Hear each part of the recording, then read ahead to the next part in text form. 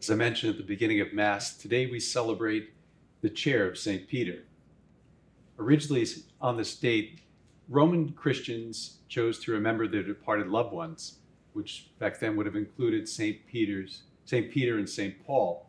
And I was thinking that in a way, it's like our President's Day that we celebrate here in the US.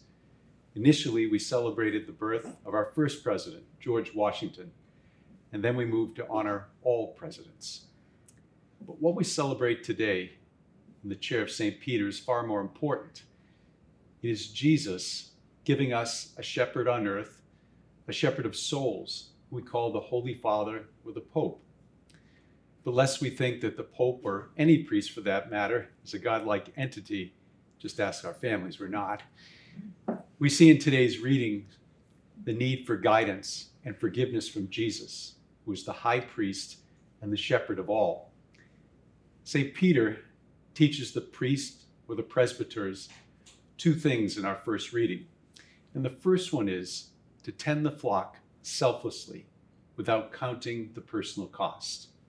And secondly, not to lord their power over people, but to lead them by example of their lives. Peter is reminding them, and Father Leo and all priests and myself, that to be a priest of Jesus, we need to imitate Jesus in how he served God the Father and his flock. The key for Peter, his successors, all priests and all people of God, all of us, is found in today's gospel. And it is located in Jesus' question, "Who do you say that I am?" It's sometimes easy to reply with words like, "Jesus is my Lord and Savior." But as St. Peter cautions, it's sometimes hard to live those words.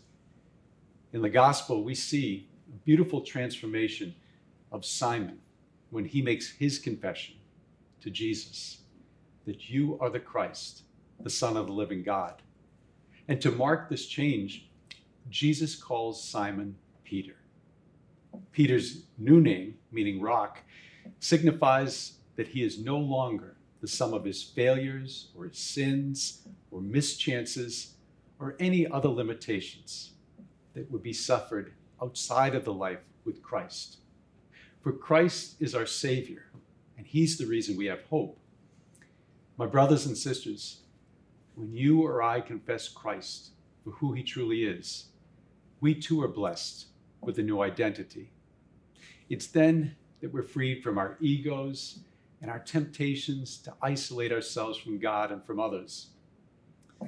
But still at times, we might ask, where do we find the courage to see Jesus for who he really is and not to place our limits on him? We know that parts of our society only see Jesus in part.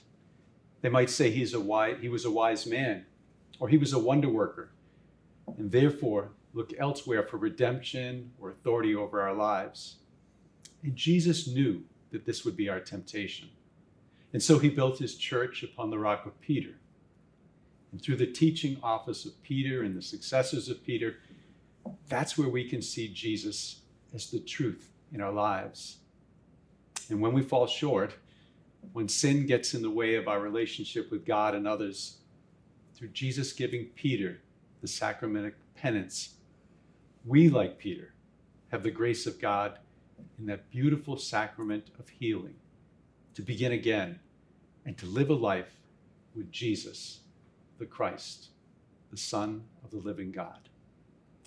So on this day that we celebrate the chair of Peter, let us ponder, who do we say that Jesus is?